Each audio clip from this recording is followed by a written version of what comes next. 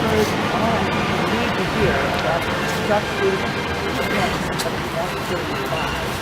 And Ballot just to learn the culture, and I am so grateful to be part of this struggle. Now I'd like to introduce somebody who has really spearheaded this struggle, a woman of hope and of faith, Colonel Rosanne Greco. Thanks, Roddy.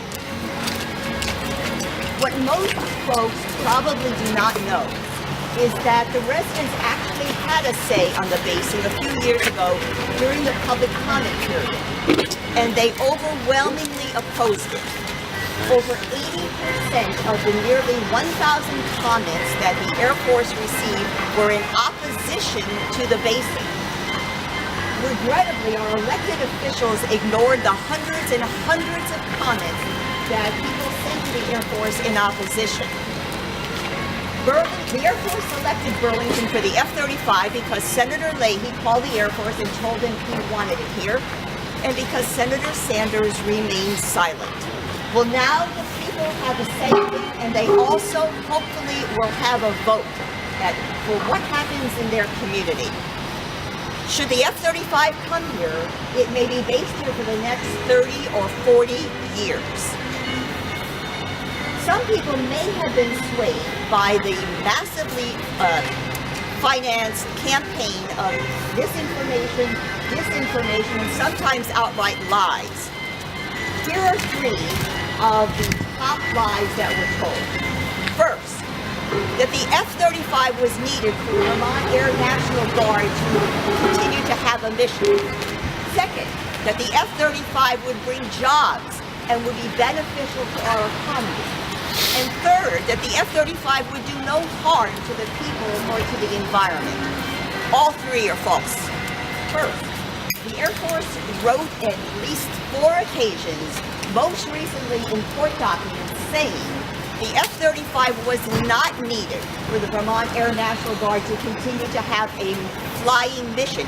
In fact, the Air Force gave examples of alternative aircraft that the Guard could fly.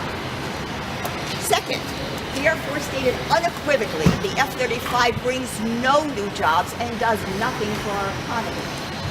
And third, the Air Force said the F-35 could cause numerous negative impacts to our area, including decreased property values, increased risk of crash, increased pollution, negative health effects, degraded quality of life, and more.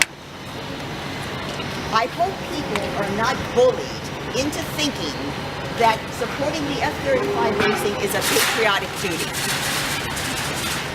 Blindly agreeing to any military or political decision is not patriotism. True patriotism requires courage to question, to challenge, and to oppose a bad and dangerous plan such as the F-35. And lastly, don't be misled by the false, catchy phrases and platitudes.